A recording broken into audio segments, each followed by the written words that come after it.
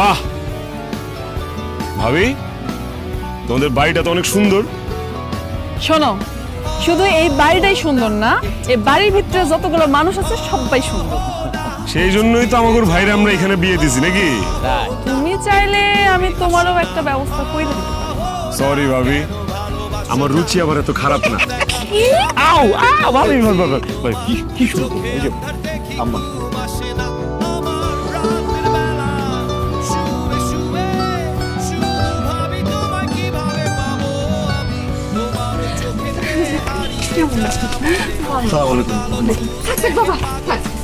কেমন আছেন?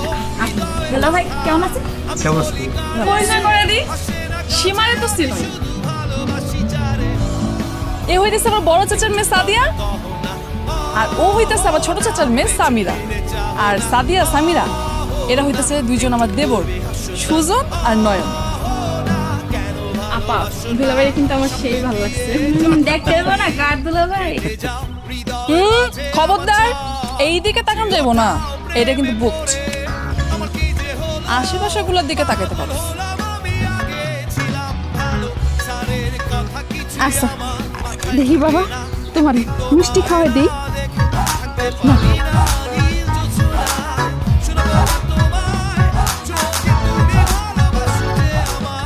মা, শুধু নিজের মেয়েরে আর মেয়ের জামাইরে মিষ্টি খাওয়াইলে হবে?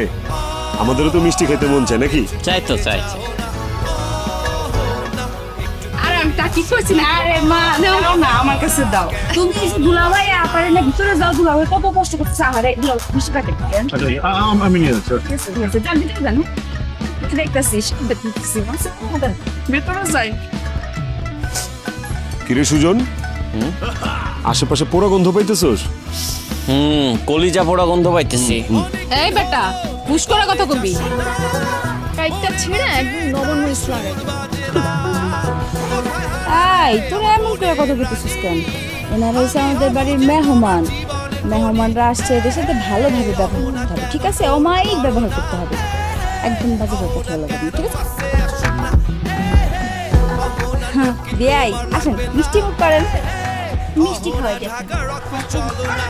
ও এটা আমি তো ওই মিষ্টি ভাবছি।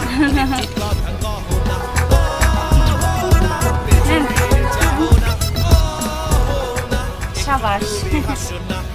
আরেকটা মিষ্টি দেই না? না না, আমাদের আবার একটু হালকা ডায়াবেটিস আছে নাকি? আহারে দুঃখজনক ব্যাপার।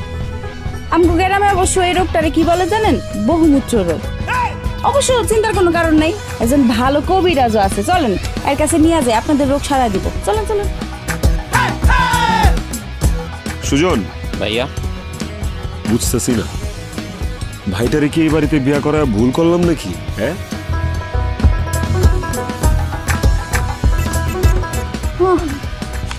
কোনো অসুবিধা নেই চান্দু, কয়দিন তো থাকবো না, দেখবি বান্দর নাচ কারে কয়।